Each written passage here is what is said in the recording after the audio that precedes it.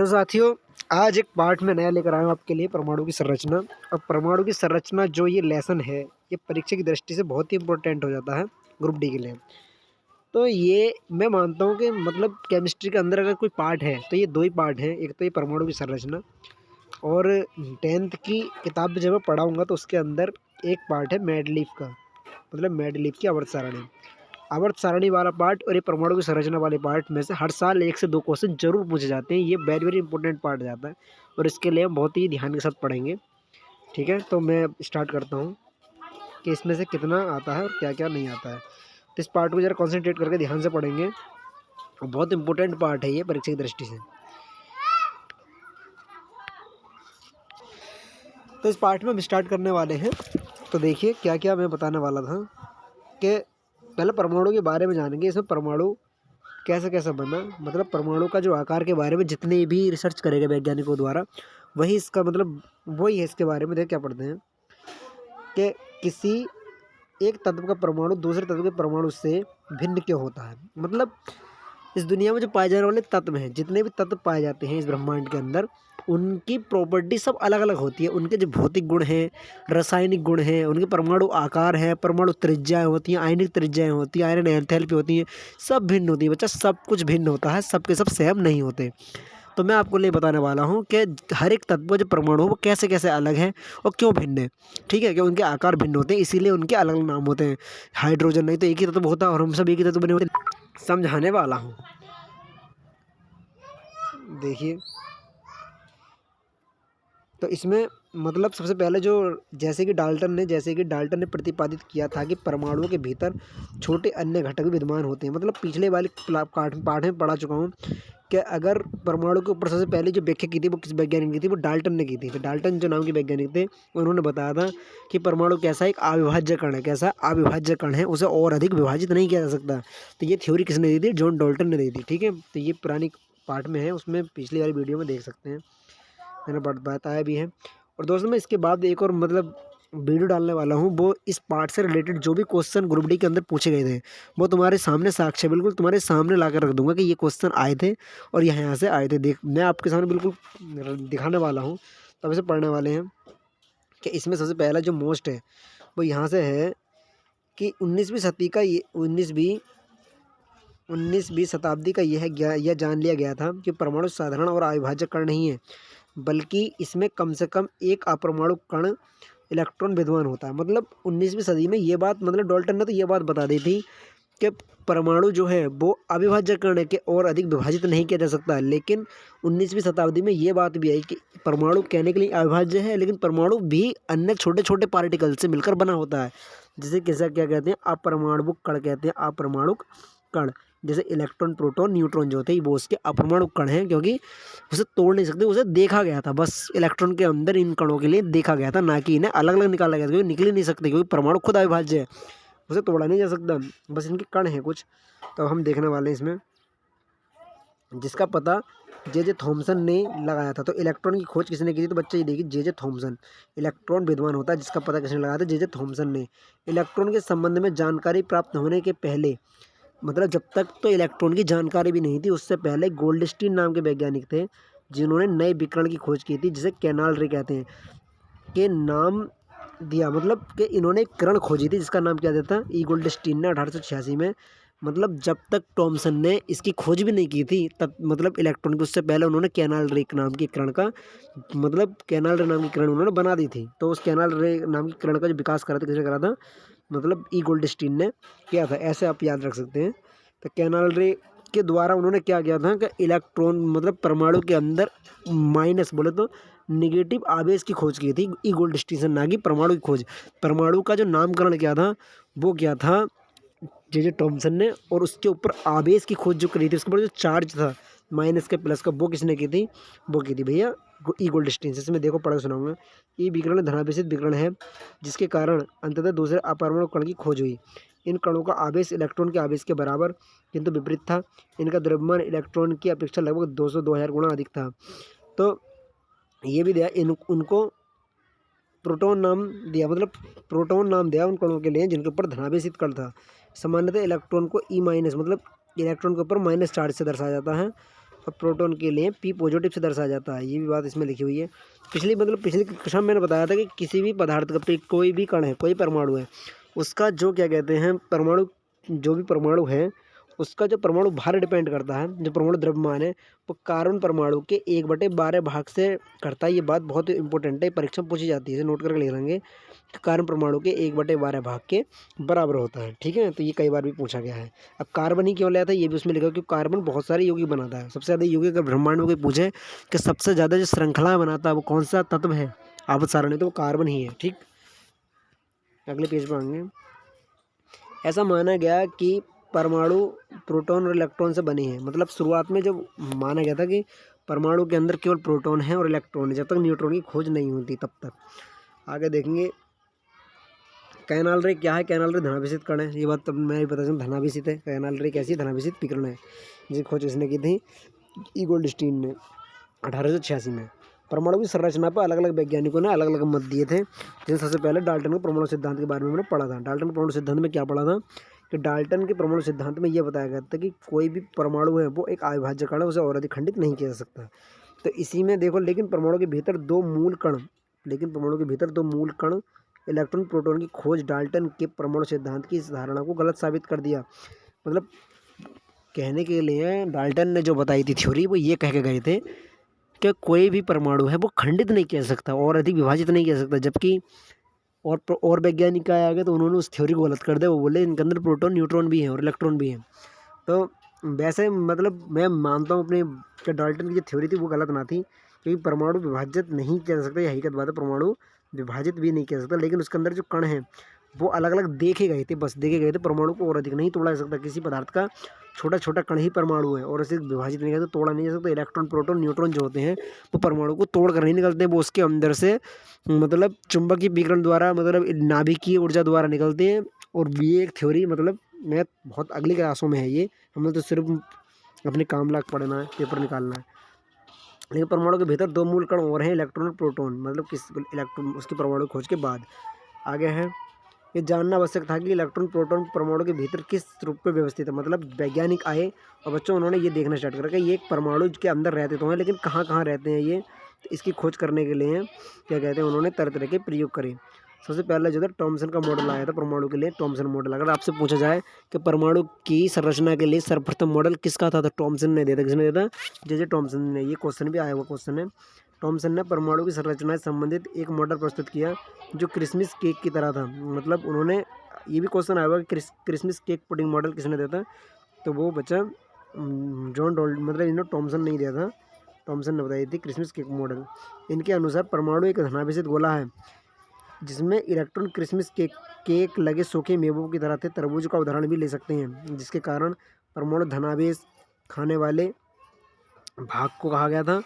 अब जब मैं तुम्हें बताता हूँ, देखो टॉमसन का मॉडल क्या था। मैं इतने मतलब आपको समझाने की कोशिश करूँगा कि टॉमसन बोले थे कि ये परमाणु गोल कलर का है, मतलब गोल आकृति का है, लेकिन इसके अंदर जो क्या कहते हैं केक जो होता है, केक के अंदर जैसे कहीं कहीं पर ये लगा देते हैं, मतलब बादाम काजू कतली जो लगा देते हैं जगह जगह, वो उन्होंने ये माना था कि ये वाला पार्ट जो है ये इलेक्ट्रॉन है। ये वाला पार्ट उन्होंने माना था इलेक्ट्रॉन है, और ये वाला पार्ट जो माना था, जो इसका मतलब मावा था, ये मान लो तुम, तो वो माना था उन्होंने क्या कहते हैं प्रोटॉन, वो भाग प्रोटॉन माना था।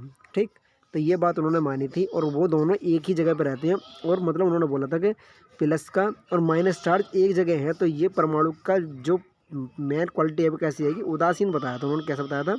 उदासीन बताया। परमाणु कैसा कण है? एक उदासीन है। मगर परमाणु कैसा है? उदासीन कण है। लेकिन जब ये थ्योरी आगे बढ़ी, बहुत गौर से समझने की बात है बच्चों ये, कि पहली बात तो ये तो आपको याद ही होगा क्रिसमस केक पुडिंग मॉडल किसने दिया था। तो ये मतलब ये ऐसे भी ऐसा आता है कि क्रिसमस केक पुडिंग मॉडल किस वैज्ञानिक द्वारा दिया गया था, तो आप बता सकते हैं कि टॉमसन के द्वारा दिया गया था। तो इन्होंने जो बताया था कि ऐसे से बसे हुए हैं, तो लेकिन जब इन्होंने ये क्या कहते हैं अपना जो भी मॉडल था वैज्ञानिकों के सामने ले जाकर रखा, तो इसमें मान लीजिए कि अगर ये माइनस कण है और यहाँ पर प्लस कण है, तो गणितीय अगर हम गणितीय तार्किक रूप में देखें तो माइनस प्लस प्लस मतलब दोनों जब एक जगह होंगे तो ये कट जाएंगे और ये बच्चे जीरो बनाएंगे, जिससे क्या होता है परमाणु का अस्तित्व भी समाप्त हो जाएगा। जिससे परमाणु का अस्तित्व ही समाप्त हो जाएगा, माना जाएगा परमाणु दुनिया में है ही नहीं। और जबकि ये थ्योरी हम गलत कर नहीं सकते, क्योंकि कि कोई भी पदार्थ है, कोई भी पदार्थ, जो भी दुनिया के अंदर जो भी द्रव्यमान वाली चीज़ है उस वो जरूर परमाणु से मिलकर बनी है। तो इनकी थ्योरी थी गलत हो गई, क्योंकि इन्होंने जो बताया था प्लस माइनस वाले चार्ज एक ही जगह रख देते थे। ठीक है, तो इसलिए इनकी थ्योरी गलत हो गई थी। ठीक है, तो आगे हम इसके बारे में पढ़ने वाले हैं। थॉमसन ने प्रतिपादित किया था कि परमाणु धनावेशित गोले का बना होता है। मतलब जो मावा था वो उसका धनावेशित भाग था और इलेक्ट्रॉन उसमें धंसे रहते हैं। ये बात किसने बताई थी? थॉमसन ने। ऋणात्मक और धनात्मक आवेश परिमाण में समान होते हैं, इसलिए परमाणु वैद्युतिक रूप से उदासीन होता है। ये बात मैंने तुम्हें अभी समझाई थी कि जब प्लस माइनस एक जगह लगेंगे तो ये उदासीन और जीरो माना था उन्होंने। लेकिन और वैज्ञानिकों ने इसे क्या माना था कि ऐसे तो परमाणु का अस्तित्व भी समाप्त हो जाएगा। तो आपको ये बात ध्यान रखनी है। थॉमसन ने कौन सा मॉडल दिया था? Kick pudding model. ये क्वेश्चन कई बार आया हुआ है ना। तो थॉमसन का मॉडल ही गलत हो गया था। आगे हम पढ़ेंगे। इसके बाद कौन आते हैं? नए वैज्ञानिक आते हैं, रदरफोर्ड। और रदरफोर्ड के लिए नाभिकीय विज्ञान का जनक भी कहा जाता है। ये बहुत इंपॉर्टेंट है, इसके लिए लिख लेंगे। रदरफोर्ड बहुत ज़्यादा प्रचलित हैं। ये क्वेश्चन भी आया हुआ है कि रदरफोर्ड जो थे वो कौन थे? नाभिकीय विज्ञान के जनक कहलाते हैं। नाभिकीय विज्ञान के जनक कहलाते, क्योंकि उन्होंने नाभिक की खोज की थी। बच्चा, अगर आपसे पूछा जाए परमाणु के अंदर नाभिक की खोज किस वैज्ञानिक ने की थी, तो वो रदरफोर्ड है। ठीक है, तो ये ऐसा ही यहीं से ही क्वेश्चन बनते हैं। विज्ञान 25 नंबर की विज्ञान में तुम्हारी इसमें से ही कवर करा दूंगा, देखते जाओ तुम। बस विश्वास बनाए रखो। ठीक है, विश्वास पे दुनिया कायम है। रदरफोर्ड का परमाणु मॉडल क्या? अर्नेस्ट रदरफोर्ड ये जानने के इच्छुक थे कि इलेक्ट्रॉन परमाणु के भीतर कैसे व्यवस्थित थे। मतलब परमाणु की जो व्याख्या पहले थॉमसन ने कर दी थी। अगर तुमसे पूछा जाएगा कि सबसे पहले परमाणु मॉडल किसने दिया था, तो थॉमसन ने दिया था। अगर आपसे पूछा जाए कि मतलब उसके बाद दूसरा मॉडल किसने दिया था, तो ये भैया रदरफोर्ड ने दिया था। अब आगे देखो इन्होंने क्या बताया था। इन्होंने जानना चाहा कि मतलब परमाणु में इलेक्ट्रॉन कैसे व्यवस्थित है। उनकी थ्योरी तो गलत हो गई थी। अब ये दूसरे वैज्ञानिक आए थे, इन्होंने क्या करा कि इन्होंने सोने की पतली पन्नी चुनी थी। वे पतली पन्नी चाहते थे। सोने की पन्नी 1000 परमाणु के बराबर मोटी थी। मतलब इतने पतला कण होता है परमाणु कि 1000 परमाणु को अगर हम तरह ऊपर रखें इस तरह से, तब हमें 1000 परमाणु की पतली सी पन्नी प्राप्त होगी। इतना छोटा कण होता है परमाणु। तो इन्होंने एक क्या कहते हैं, सोने की पन्नी ली। सोने की पन्नी ली और उस पर क्या करा उन्होंने? एल्फा कण की बौछार की। एल्फा कण ध्रुवीय से हीलियम कण होते हैं। मतलब ये बहुत इंपॉर्टेंट है। क्वेश्चन पूछा गया था कि सबको पता है, मतलब ये तो सब पढ़ के चले जाते हैं कि एल्फा कणों की बौछार की थी। लेकिन क्वेश्चन ऐसा आया था पिछली बार कि एल्फा कण किस यौगिक मतलब किस तत्व के थे। मतलब ये निम्नलिखित में से जो एल्फा कण हैं वो किस तत्व के थे, तो वो हीलियम के थे। कौन से थे? हीलियम के कण थे बच्चा। वो द्वितीय आवेशित कण थे और उनका जो द्रव्यमान था वो कितना था? 4U था बच्चा, 4U। ठीक है, यूनिफाइड मास। मतलब इनका जो था 4U इनका द्रव्यमान था। ये क्वेश्चन भी आया हुआ है। तो आपसे पूछा अगर कोई मतलब एल्फा कण किसके बने हुए थे, तो हीलियम के बने हुए थे। ये क्वेश्चन यहाँ से निकल के आया था। आगे था ये एल्फा कण सोने की परमाणु विद्यमान अपरमाणु कणों के द्वारा विक्षेपित होंगे, क्योंकि अल्फा कण प्रोटॉन से अधिक भारी थे। प्रोटॉन से अधिक भारी थे, इसलिए इसे लिया गया था। इसलिए इन्होंने अधिक विक्षेपण की आशा की थी। आगे देखेंगे। ये देखिए एक पतली पन्नी है और ये जो है नहीं गोल गोल जो एक परमाणु है, एक परमाणु है। ये बहुत सारे परमाणु दिखाए गए हैं सोने की पतली चादर पर, लेकिन ये गोल वाला जो है एक गोल कण जो देख रहे हैं सिर्फ एक परमाणु है। ठीक है, आगे देखेंगे। लेकिन एल्फा कणों ने कुछ अलग ही प्रैक्टिकल देते हैं उन्होंने, जब कुछ एल्फा कण की बौछार की थी। अभी मैं समझाऊंगा एक नए पेज पे, पहले पढ़ लेते हैं इसे, बाद में समझाऊंगा। लेकिन एल्फा कण परिकरण का प्रयोग में आशा की बिल्कुल विपरीत परिणाम दिया था। तेज गति से चल रहे अधिकतर एल्फा कण सोने की पतली पन्नी से सीधे निकल गए। ठीक है, ये ध्यान रखो। मतलब पहली बात। दूसरी है, अरे आजा मेरे भाई नीचे को आजा। दूसरा है कुछ एल्फा कण पन्नी के द्वारा बहुत छोटे कोण से विक्षेपित हो गए। आश्चर्यजनक रूप से 12,000 कणों में से जब उन्होंने 12,000 कण उसके ऊपर पन्नी के ऊपर मार रहे थे, तब एक कण वापस आया था बच्चा। मतलब तो इससे उन्होंने पता लगाया, क्या पता लगाया है कि नाभिक में कोई ठोस भाग है जिससे टकराकर, जैसे गेंद को दीवार से मारकर परीक्षा आती है, ऐसे इसके अंदर कोई ठोस भाग है, जिससे टकराकर ये परमाणु क्या है, बाहर आया है। तो उसको क्या नाम दिया गया था? उसे बच्चा नाभिक नाम दिया गया था। ठीक है, रदरफोर्ड के अनुसार यह परिणाम उसी प्रकार अविश्वसनीय था जैसे अगर 15 इंच के तो आपके गोले के टिश्यू पेपर के टुकड़े पर मारते हैं और वह लौटकर आपको ही चोट पहुंचाता है। ये रदरफोर्ड की जीवनी दे रखी है भाई, जो पढ़ने के इच्छुक हो पढ़ सकते हैं इसे।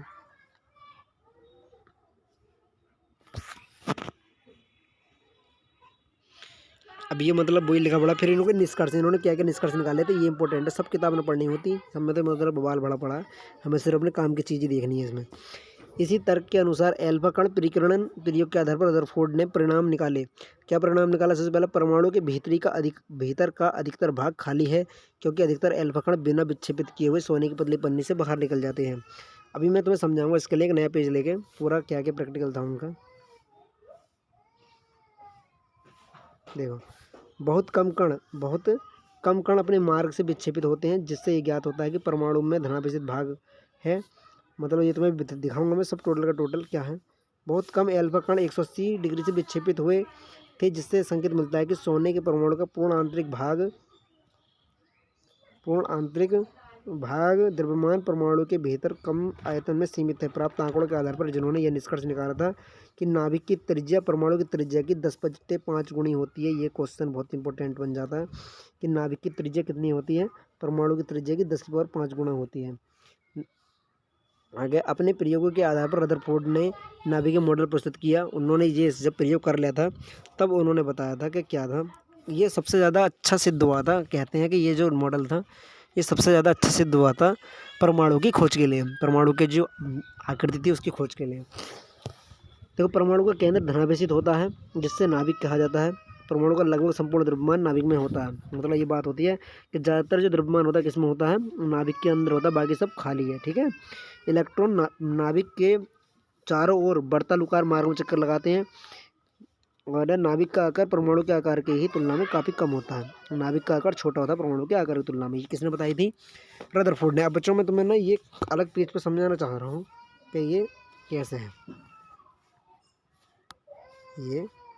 कैसे बनाया था। देखो, ये एक मैंने परमाणु लिया है, इस परमाणु का ये नाभिक है। ठीक है, ये इस तरह का नाभिक की खोज करके दिखाई थी रदरफोर्ड ने। अब जब क्या कहते हैं, रदरफोर्ड ने एल्फा कण लिए थे। एल्फा कण क्यों लिए थे? क्योंकि वो प्रोटॉन से भारी थे। ठीक है, उन्होंने माना था कि इसके अंदर प्रोटॉन ही बताइए हैं और प्रोटीन को पार कर जाए, भेद कर चला जाए, ऐसा कुछ हो सकता है क्या? तो उन्होंने पहला कण मारा अगर इस पर तो पार निकल गया, जिससे ये ज्ञात हो गया कि इसका सारा का सारा जो भी मतलब एरिया है वो कैसा है? खाली। और इस खाली एरिया में इलेक्ट्रॉन रहते हैं। ये बात भी उन्होंने बताई थी, इस खाली एरिया में इलेक्ट्रॉन रहते हैं। लेकिन एक कण उन्होंने मारा तो वो इस नाभिक के पास से टकरा के ऐसे निकल गए थे। तो उन्हें ये बात पता चली कि नाभिक मतलब परमाणु के बीच में कोई चीज़ है जो इसे अपनी ओर अट्रैक्ट कर रही है, इस कण को अपनी ओर अट्रैक्ट कर रही है, और ये विक्षेपित होकर इधर की ओर निकल गया। लेकिन जब उन्होंने कण ऐसा मारा बीचों बीच में, तो वो वापस टकराकर 180 डिग्री पर वापस आ गया। ये बात हमने भी मतलब इस किताब के अंदर पढ़ी थी। तो इससे पता लगाया था कि परमाणु का मतलब बीच में नाभिक है। एक परमाणु के बीच में नाभिक होता है जो क्या है? 10⁻5 गुना है किसका? परमाणु की त्रिज्या का। ठीक है, आगे बोला उन्होंने आगे क्या बताया, दूसरी बात क्या बताई रदरफोर्ड ने कि देखो, अधिकांश जो द्रव्यमान है वो नाभिक के अंदर है। नाभिक के अंदर जो रहते हैं प्रोटॉन और न्यूट्रॉन रहते हैं। कौन रहते हैं? प्रोटॉन और न्यूट्रॉन नाभिक के अंदर रहते हैं, इसके अंदर। ठीक है, इसके अंदर प्रोटॉन रहते हैं, जिसे परमाणु भार से प्रतीक करते हैं। ठीक है, परमाणु भार जो Z = P+N होता है। ठीक है, तो ये उन्होंने बताया था कि टोटल द्रव्यमान किससे निकालेंगे।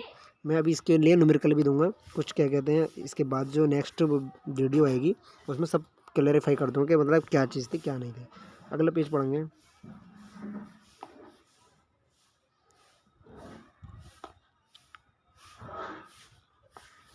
कौन सा है यार? इसके बाद ये हो गया। आगे देखिए, निम्नलिखित अवधारणा प्रस्तुत की। मतलब अब इन्होंने जो बता दिया, इन्होंने ये तो बताया कि इलेक्ट्रॉन कक्षाओं में घूमते हैं, लेकिन ये नहीं बताया कौन सी कक्षा में घूमेंगे। ठीक है, तो ये इसके लिए नील्स बोर नाम के वैज्ञानिक आए, जिन्होंने परमाणु की जो रदरफोर्ड वाली व्याख्या थी वो गलत साबित कर दी। परमाणु मॉडल की जो कमियां जो निकाल के दी थी वो किसने दी थी? नील्स बोर ने। अब इन्होंने रदरफोर्ड के परमाणु मॉडल की कमियां क्या थी? देखो, उन्होंने ये नहीं बताया कि किसी कक्षा में निश्चित रूप से घूम रहे हैं इलेक्ट्रॉन। अगर इस कक्षा में इलेक्ट्रॉन घूम रहा है, सपोज करो इस वाली कक्षा में, तो वो घूमेगा, ये मान लो घूम गया। अब फिजिक्स का नियम कहता है कि यहाँ तक तो ये मतलब इसमें कोई भी ऊर्जा का ह्रास नहीं होगा। यहाँ तक आने में ये अपनी दिमाग लगाना कि यहाँ तक आने में तो कोई भी ऊर्जा का ह्रास नहीं होगा। इस परमाणु के लिए बहुत गौर से समझना। लेकिन जब ये इससे ऊपर की ओर चढ़ेगा यहाँ पे, तो इसमें ऊर्जा का ह्रास होगा। ये बात ध्यान रखना कि यहाँ के बाद जो है वो कैसी गति प्राप्त कर लेगा? त्वरित गति प्राप्त कर लेगा, जिसमें एक्सेलरेशन होएगा। ऐसी गति प्राप्त कर लेगा। और ये इसके बाद इसमें ऊर्जा में हानि होगी, और जब ऊर्जा में हानि होगी तो ये इस वाली कक्षा में आएगा। मतलब उतनी इसके अंदर शक्ति ना होगी, फिर ये नीचे वाली कक्षा में आ जाएगा, इस वाली कक्षा में आ जाएगा। फिर ये भी इस वाली कक्षा में आएगा, फिर ऐसे इसके अंदर फिर एक वक्त ऐसा है कि ये इसके अंदर गिर जाएगा ना। ये सपोज करो तुम, ये इसके अंदर गिर जाएगा, वक्त ऐसा आएगा इस नाभिक के अंदर गिर जाएगा, और जब प्लस वाला माइनस से कैलकुलेट कर लेगा तो ये क्या हो जाएगा, उदासीन कक्षा में। मतलब इसका जो है मतलब ये बात तो उन्होंने ठीक बताई कि बीच में नाभिक है, लेकिन इसकी व्याख्या नहीं कर पाया परमाणु मॉडल के जो इलेक्ट्रॉन है वो निश्चित कक्षा में घूमता है नहीं घूमता। ये बात किसने बताई थी, बोर नाम के वैज्ञानिक बताए थे, नील्स बोर नाम के वैज्ञानिक आए थे, उन्होंने ये बात बताई थी। रदरफोर्ड के परमाणु मॉडल में उठी आपत्ति को दूर करने के लिए नील्स बोर ने परमाणु मॉडल की संरचना की। ठीक है, उन्होंने बताया कि भाई इसके बाद भी एक मॉडल और बनाया, लास्ट मॉडल बताया था नील्स बोर मॉडल, और इसमें उन्होंने बताया था निम्नलिखित अवधारणा प्रस्तुत की, इलेक्ट्रॉन केवल कुछ निश्चित कक्षाओं में ही चक्कर लगा सकते हैं। कि उन्होंने बताया था कि जो इलेक्ट्रॉन होता है उनकी अपनी निश्चित कक्षा होती है, जिन्हें इलेक्ट्रॉन की विविक्त कक्षा कहते हैं। ठीक है, अभी ये बहुत ही इंपॉर्टेंट टॉपिक की पे बात चल रही है, वैसे मिस ना करें भाई, मतलब ये बहुत ही इंपॉर्टेंट क्लास है। ठीक है, इससे मतलब डायरेक्ट क्वेश्चन पूछे जाते हैं। विविक्त कक्षा कहते हैं, जब इलेक्ट्रॉन इस विविक्त कक्षा में चक्कर लगाते हैं तो इनकी ऊर्जा का विकिरण नहीं होता। मतलब एक इलेक्ट्रॉन में कम ऊर्जा था, वो छोटी कक्षा में चक्कर लगाएगा, ये बात बताई इन्होंने। ठीक है, अब इन्होंने जो बात बताई अपनी वो कैसे बताई, उन्होंने बताई कक्षाएं क्या होंगी, कक्षाएं बताई इन्होंने, कक्षाएं होंगी भाई KLMN। तो इन्होंने ये भी बताया, बोरबरी ने एक सिद्धांत दिया था कि 2n² के रूप में भरे जाते हैं। मतलब जो इलेक्ट्रॉन भरे जाते हैं 2n² के रूप में भरे जाते हैं, जहाँ पर n क्या है, कक्षा है, कक्षा 1, कक्षा 2, कक्षा 3, कक्षा 4। अगर पहले की जगह मैं n की जगह 1 रखूँगा तो 2 निकल कर आएगा। अभी मैं एक नए पेज पर समझाऊंगा इसके लिए भी। क्या 2n² के रूप में बताया था उन्होंने कि अगर क्या कहते हैं कक्षा 1 है, मान लो KLMN, अगर ये कक्षा 1 है, ये कक्षा 2 है, ये कक्षा 3 है, ये 4 है, तो इसके अंदर कितने कितने इलेक्ट्रॉन आएंगे, ये बात हम देखेंगे। ठीक है, तो इसके अंदर कितने कितने इलेक्ट्रॉन आएंगे, अगर 2n² के रूप में भर रहे हूँ मैं, तो 2 1 की जगह कक्षा 1 मतलब की कक्षा में कितने आएंगे, तो इसका वर्क करके निकाल लेंगे, हम पता कर लेंगे कि कितने इलेक्ट्रॉन। ये भी आया था कि मतलब किस रूप में निकाले थे, 2n² के रूप में निकाले थे, क्वेश्चन डायरेक्ट पूछा गया है। 2, तो इसमें पहले में कितने आ गए 2, दूसरी कक्षा में लेंगे तो 2 गुणा 2 की पावर 2 हो जाएगा, तो ये कितना बन जाएगा, 2 दूनी 4 दूनी 8, तो दूसरी कक्षा में कितने आ जाएंगे 8। ऐसे ही हम इनका सबको पता कर लेंगे, पहले में 2 आते हैं, दूसरे में 8 आते हैं, तीसरे में 18 आते हैं, चौथे में 32 आते हैं। ठीक है बच्चा, तो ये बहुत ही इंपॉर्टेंट टॉपिक पर बात चल रही है, इसे मिस ना करें। ठीक, आगे अब हम नए पेज पर चल रहे हैं। ये है न्यूट्रॉन की खोज किसने की थी, जे चैडविक ने करी थी सन 1932 में। न्यूट्रॉन की खोज के बाद परमाणु का एक मॉडल की व्याख्या तो हुई पड़ी थी। मतलब उन्होंने ये बताया था कि परमाणु का जो नया एक कण की खोज करी थी, न्यूट्रॉन। ठीक है, तो न्यूट्रॉन की खोज किसने की थी, का कण खोज निकाला जो अनावेशित और द्रव्यमान में प्रोटॉन के बराबर था। इसका जो द्रव्यमान होता है वो कैसा होता है, प्रोटॉन के ही बराबर होता है, लेकिन इसका कोई आवेश ना दिया था। ठीक है, इसका कोई आवेश ना था, ये प्रोटॉन के द्रव्यमान के बराबर होता है। तो प्रोटॉन तो था ही नाभिक में, फिर न्यूट्रॉन भी आ गया, तो बच्चा प्रोटॉन और न्यूट्रॉन मिलकर टोटल द्रव्यमान बनाते हैं, ये बात ध्यान रखना। ये क्वेश्चन मैं तुम्हें जब कराऊंगा तब बताऊंगा। अंततः इसका एक नाम न्यूट्रॉन पड़ा। हाइड्रोजन को छोड़कर ये सही परमाणु में नाभिक में उपस्थित होते। क्वेश्चन भी आया था, ये क्वेश्चन भी आया था कि किसके परमाणु में न्यूट्रॉन नहीं होता, तो बच्चा वो हाइड्रोजन का परमाणु ऐसा परमाणु है जिसके अंदर न्यूट्रॉन नहीं होता। ठीक है, न्यूट्रॉन को एन से दर्शाया जाता है। परमाणु का द्रव्यमान नाभिक में उपस्थित प्रोटॉन और न्यूट्रॉन के बराबर योग के द्वारा प्रकट होता है। ये क्वेश्चन आप समझ गए होंगे, मैं तुम्हें इतनी देर से बताता हुआ ला रहा हूँ कि जो परमाणु द्रव्यमान होता है वो प्रोटॉन और न्यूट्रॉन के द्रव्यमान से निकाला जाता है। ये क्वेश्चन भी आया है। इसके बाद एक और नियम आया था, देखो बोरबरी का सिद्धांत में जो बताया था 2n² के रूप में भरे जाते हैं, वो बोरबरी ने बताया था। ठीक है, अभी मैं देखो समझाने वाला हूँ, ये आएगा इधर। विभिन्न कक्षाओं में इलेक्ट्रॉन कैसे वितरित होते हैं, तो कैसे वितरित होंगे 2n² के रूप में। इन नियम के अनुसार कक्षा में उपस्थित, ये किसने बताया था, बोरबरी नाम के वैज्ञानिक ने बताया था। बोरबरी स्कीम के नाम से नहीं आता है ये। अगर आपसे पूछा जाए कि 2n² को किसने प्रस्तुत किया था, बोरबरी नाम के वैज्ञानिक ने प्रस्तुत किया था। n कक्षा की संख्या है, यह ऊर्जा के स्तर, देखो ये मैंने भी तुम्हें समझाया है नए पेज पे, ये सब देखो वही है। ठीक है, तो ये आप समझ जाएंगे।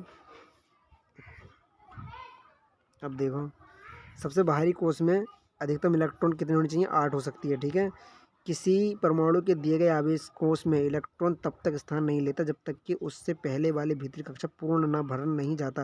ये इस प्रकार कक्षाएं क्रमानुसार भरती हैं। मतलब किसी भी कक्षा में कम से कम कितने इलेक्ट्रॉन होना जरूरी है? 8 इलेक्ट्रॉन होने जरूरी है। अगर वो 8 भर जाते हैं तभी अगली कक्षा में प्रवेश करेगा। ठीक है, इससे संयोजकता निकालनी सिखाऊंगा। संयोजकता के बारे में मैंने अलग वीडियो बनाई है, उसे देख सकते हैं। टोटल मैंने संयोजकता पढ़ाई है उसके अंदर। हम पढ़ चुके हैं कि संयोजकता की विभिन्न कक्षाओं में इलेक्ट्रॉन किस प्रकार व्यवस्थित होते हैं। किसी परमाणु में सबसे बाहरी कक्षा में उपस्थित इलेक्ट्रॉन को संयुक्त इलेक्ट्रॉन कहते हैं। किसी तत्व का इलेक्ट्रॉन लगा लो, ये सोडियम है और सोडियम परमाणु क्रमांक कितना? 11 है। पहली कक्षा में 2 आ गए, दूसरी में 8 आ गए, तीसरी में 1 आ गया। तो ये लास्ट वाला कक्षक जो है यही मतलब संयोजी कोष कहलाता है और यही संयोजकता कहलाती है। अब ये एक जो अपना ये दान दे देगा, क्योंकि ये 8 जनों का कमरा है कि 8 जनों कमरे में अकेला आदमी किराया दे देगा? नहीं देगा, तो किसी दूसरे के पास चला जाएगा और धनावेश बनाएगा। बोरबरी स्कीम से पहले हम जानते थे किसी परमाणु का बाह्यतम कक्षा में 8 इलेक्ट्रॉन रख सकते हैं।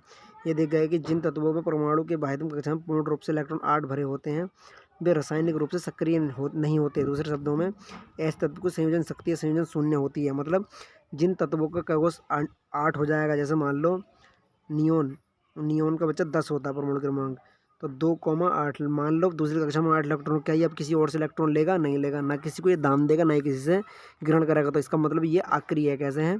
अक्रिय, क्रिया नहीं करेगा। और इसकी संयुक्ता अगर पूछे तुमसे नियोन की संयुक्ता कितनी है, तो 0 हो गई, क्योंकि 8 तो पूरे भरे हुए हैं इसके अंदर। तो ये ना तो ग्रहण कर रहा है, ना ही किसी को दान दे रहा है। तो इसकी संयुक्ता कितनी है? दूर रहे, शून्य से। ये शून्य इसकी संयुक्ता है। तो संयुक्ता निकालनी मैंने सिखाई है। इन अक्रिय तत्वों में हीलियम परमाणु की बाह्यतम कक्षा में 2 और अन्य 8 होते हैं। सक्रिय तत्वों के परमाणु की संयोजन अपने समान अन्य किसी तत्व के परमाणु से मिलकर अणु बनाने की प्रवृत्ति खो देते हैं। ठीक है, एक प्रकार से। तो इसे भी हम देखो आगे है। 8 इलेक्ट्रॉन वाले बाह्यतम कक्षा को अष्टक माना जाता है। परमाणु अपने अंतिम कक्षा में अष्टक प्राप्त करने के लिए क्रिया करते हैं। मैंने ही बताया था किसी तत्व के अंतिम कोश में कम से कम 8 इलेक्ट्रॉन होने चाहिए, ये अष्टक नियम था। ठीक है, तो जो अगली कक्षाओं में है तो उसमें ये होता है कम से कम 8 इलेक्ट्रॉन होने चाहिए अंतिम कक्षा में। अगर 8 से कम है तो वो ग्रहण करेगा, और 8 से ज़्यादा है तो वो किसी को दान देगा। ठीक है, तो ये हम पढ़ लेंगे इसमें जो भी मतलब इम्पोर्टेंट होएगा। तो मैंने इसमें मतलब एक अलग क्लास ही बनाई है इसके लिए, पूरी वीडियो बनाई है, जिसमें मैंने देखो ये सारे के सारे मतलब इसमें संयोजकता निकालनी सिखाई है।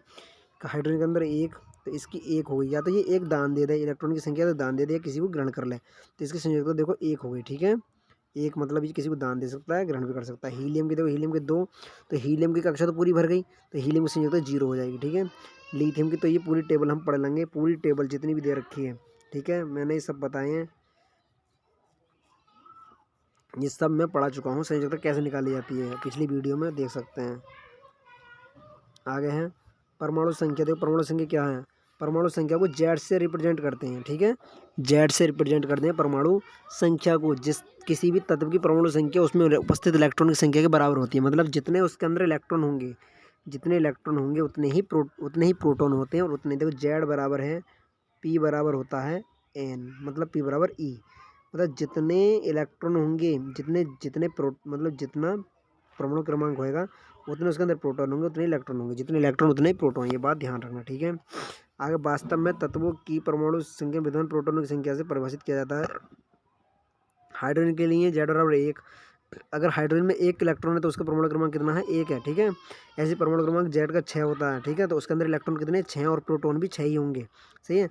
द्रव्यमान संख्या, जो द्रव्यमान संख्या परमाणु का द्रव्यमान उसमें विद्यमान प्रोटॉन और न्यूट्रॉन के द्रव्यमान के कारण होता है। मतलब किसी तत्व में अगर परमाणु का द्रव्यमान जो है उसमें प्रोटॉन और न्यूट्रॉन के द्रव्यमान के कारण होता है। सही है, अगर तुमसे पूछे कि द्रव्यमान कैसे निकालेंगे तो प्रोटॉन और न्यूट्रॉन का योग करके निकालेंगे। ठीक है, आगे देखेंगे। देखो ये एक प्रतीक दे रखा है कि हमेशा क्या होगा, अगर कोई परमाणु दे रखा है ऐसा करके ये तत्व है, तो तत्व की परमाणु संख्या जेड यहाँ होगी। सही है, और परमाणु क्रम मतलब जेड जो परमाणु संख्या यहाँ होगी, द्रव्यमान संख्या मास जो होगा इसका वो यहाँ होगा। ठीक है, ये बात ध्यान रखना, प्रतीक दे रखा है। समस्थानिक, देखो समस्थानिक बहुत इंपॉर्टेंट टॉपिक है। समस्थानिक जो होते हैं कि ये समस्थानिक जो है, मैं अभी तुम्हें एक नए पेज पे बताऊँगा समस्थानिक क्या है। समस्थानिक एक ऐसे तत्व हैं जिसमें मतलब परमाणु जो भार है उसमें चेंज हो जाता है। समस्थानिक का जो मेन कारण है वो न्यूट्रॉन के कारण होता है, ठीक है, कि न्यूट्रॉन का परमाणु का जो भार है वो हमेशा प्रोटॉन के परमाणु के भार के बराबर या ज़्यादा हो, मतलब कम तो हो ही नहीं सकता, बराबर या ज़्यादा हो सकता है, ठीक है। तो हम इसे ये कह सकते हैं कि प्रोटॉन का जो द्रव्यमान है ऑलवेज बड़ा होगा या बराबर होगा किसके, न्यूट्रॉन के द्रव्यमान के बराबर। सॉरी, बात करते हैं मैंने ये कि न्यूट्रॉन का जो परमाणु द्रव्यमान होगा, मतलब जो द्रव्यमान होगा बड़ा होगा या बराबर होगा प्रोटॉन के द्रव्यमान के, ठीक है, ये बात ध्यान रखना। समस्थानिक का ये होता है कि अगर किसी तत्व का परमाणु क्रमांक लगा लो 6 है तो उसके अंदर 6 ही तो न्यूट्रॉन होंगे, ठीक है, और 6 ही उसके अंदर प्रोटॉन होंगे, तो परमाणु क्रमांक दुगना हो गया, क्योंकि इससे हम देखते हैं कि 6 और कार्बन का 12 हो जाएगा, ठीक है, 12 हो जाएगा। अगर ये कार्बन का 12 है, ये क्या है, परमाणु भार है। अगर लगा लो न्यूट्रॉन उसके अंदर 7 होते हैं और प्रोटॉन की संख्या कभी चेंज नहीं होती, ये जो है ना, ये चेंज होता रहता है। अगर 6 होते थे 13 हो जाते, तो इस किसी के अंदर क्या बन जाते हैं, ये आइसोटॉप्स बनाने स्टार्ट करते हैं, माने तो समस्थानिक बनाना स्टार्ट कर देते हैं। अगर जिसके अंदर 6 की जगह 7 परमाणु मतलब न्यूट्रॉन आ जाए तो वो उसका जो परमाणु भार पर डिपेंड पड़ेगा, डायरेक्ट जाएगा, वो 13 हो जाएगा, और जिससे परमाणु भार चेंज हो जाता है। तो समस्थानिक वे तत्व होते हैं जिनका परमाणु भार क्या कहते हैं, भिन्न भिन्न और परमाणु क्रमांक समान होते हैं, तो समस्थानिक कहलाते हैं। हाइड्रोजन के 3 समस्थानिक होते हैं, सही है, ये बात मैं तुम्हें बता चुका हूँ। इसमें देखो समस्थानिक समझ में आया ना, ये बात देखो, समझ से परे तो ना होना चाहिए, इतना तो भारी है ना, ठीक है, क्योंकि समस्थानिक वो है, एक समस्थानिक का मेन कारण है न्यूट्रॉन है, क्योंकि न्यूट्रॉनों की संख्या मान लो 6 तो प्रोटॉन और 6 ही न्यूट्रॉन आ गए तो परमाणु भार बढ़ेगा ना, बढ़ेगा, अरे 6 से 12 बढ़ जाएगा, वो आप अपने आप ही 6 की जगह 12 बन जाएगा भाई, वो बनेगा। अगर उसके अंदर लगा लो न्यूट्रॉन की संख्या घटती बढ़ती रहती है, प्रोटॉन सेम रहते हैं, प्रोटॉन और इलेक्ट्रॉन की संख्या बराबर रहती है, न्यूट्रॉन घटते बढ़ते रहते हैं, न्यूट्रॉन ज़्यादा आ गए, परमाणु भार बढ़ जाएगा, तो ये परमाणु भार बढ़ने की वजह से ही क्या होता है, समस्थानिक और समभारिक बनते हैं, ठीक है। तो मतलब हाइड्रोजन के 3 परमाणु होते हैं, देखो हाइड्रोजन के परमाणु लें तो इसके 3 परमाणु होते हैं, प्रोटियम, ड्यूटीरियम, ट्राइटियम, 3 होते हैं। अब आपसे पूछा जाए, मैंने आपसे बोला था अभी कि प्रोटॉन के परमाणु में न्यूट्रॉन नहीं पाया जाता, तो इनमें से किसके अंदर नहीं पाया जाता, केवल प्रोटियम एक ऐसा परमाणु है जिसके अंदर न्यूट्रॉन नहीं पाया जाता, बाकी ड्यूटीरियम ट्राइटियम में पाया जाता है, ठीक है। अगर सिंपली पूछा जाता है क्वेश्चन में किसके अंदर प्रोटॉन पाया जाता, मतलब किसके अंदर न्यूट्रॉन पाया जाता है, किसके अंदर ऐसा होता है वो जिसके अंदर न्यूट्रॉन नहीं पाया जाता, तो वो हाइड्रोजन है। अगर हाइड्रोजन के भी समस्थानिक दे रखे हैं तो निम्नलिखित में से कौन से में मतलब प्रोटॉन नहीं पाया जाता, मतलब सॉरी न्यूट्रॉन नहीं पाया जाता, तो वो कौन है, प्रोटियम है ऐसा, ठीक है। कार्बन के देखो ये हैं, क्लोरीन के भी परमाणु हैं, तो मतलब इनके उपयोग मैं पढ़ा दूंगा, जब मैं वो लगाऊंगा, टेस्ट लगाऊंगा इसके, तब मैं इसमें बता दूंगा। आगे